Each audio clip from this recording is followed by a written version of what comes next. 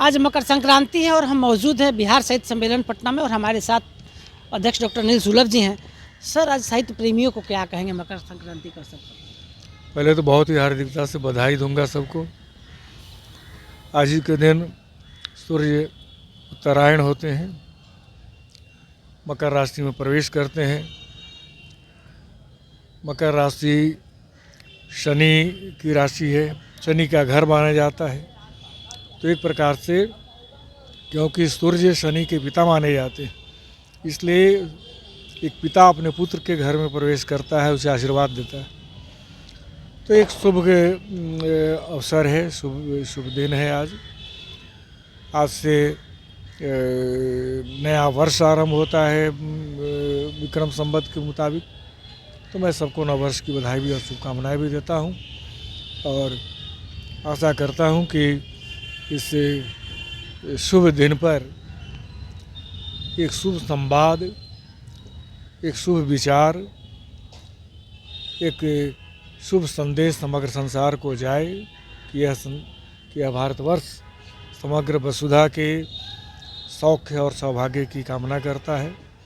वसुधैव कुटुंबकम की अवधारणा रखने वाला, मानने वाला यह देश।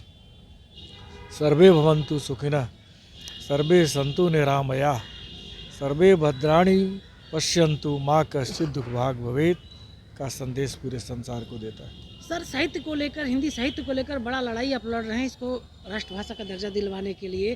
क्या आपको लगता है कि सर हो पाएगा? अवश्य होगा। हिंदी को राष्ट्रभाषा के रूप में केवल हिंदी पट्टी के ही लोग नहीं, अपितु भारतवर्ष के सभी प्रांतों के लोग अब स्वीकार करने लगे। भारतवर्ष के हर एक नागरिक के लिए अब यह अस्मिता का प्रश्न बन गया है। अब लोग ये समझने लगे हैं कि भारत की राष्ट्रभाषा हिंदी होनी चाहिए, भारत की कोई भाषा देश की राष्ट्रभाषा होनी चाहिए और हिंदी हो सकती है, सभी मानते भी हैं।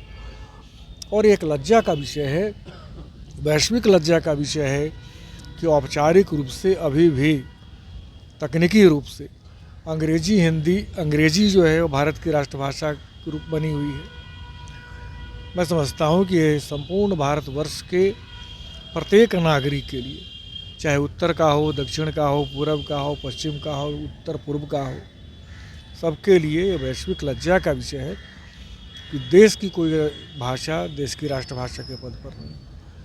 तो मुझे लगता है कि अब बड़ी तेज़ी से यह चेतना विकसित हो रही है पूरे भारतवर्ष में और सभी लोग अब एक स्वर से ये कहने लगे हैं कि हिंदी देश की राष्ट्रभाषा हो।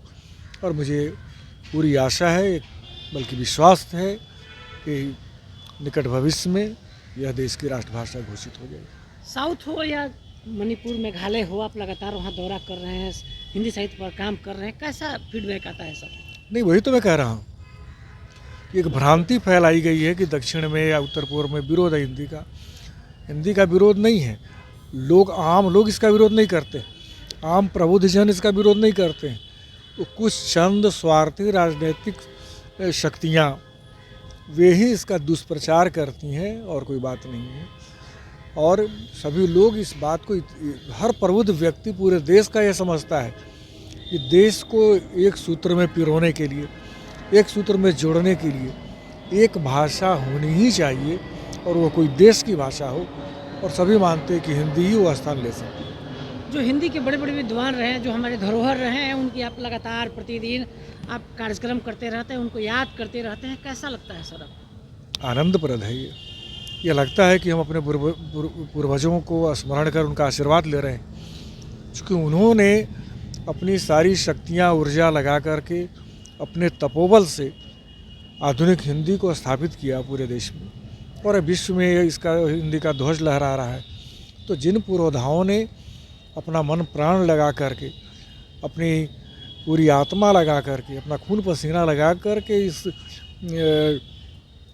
हिंदी को संचित किया है, तो उसको स्मरण करना हमारा कर्तव्य बनता है। इसलिए हम आनंदपूर्वक, श्रद्धापूर्वक उनको स्मरण करते हैं। अंतिम सवाल सर, बड़े राजनीतिक परिवार से आप आते हैं, अपने हिंदी के विकास को क्यों चुना सर? हिंदी साहित्य को ही क्यों चुना सर? एक तो साहित्य को मैं मानता हूँ कि साहित्य ही है जो सबका हित चाहता है।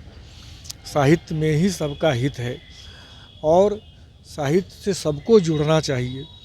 इसीलिए और साहित्य कहा भी गया है कि जो साहित्य चले, सबको लेकर के चले और सबका भला करना चाहे, वही साहित्य है।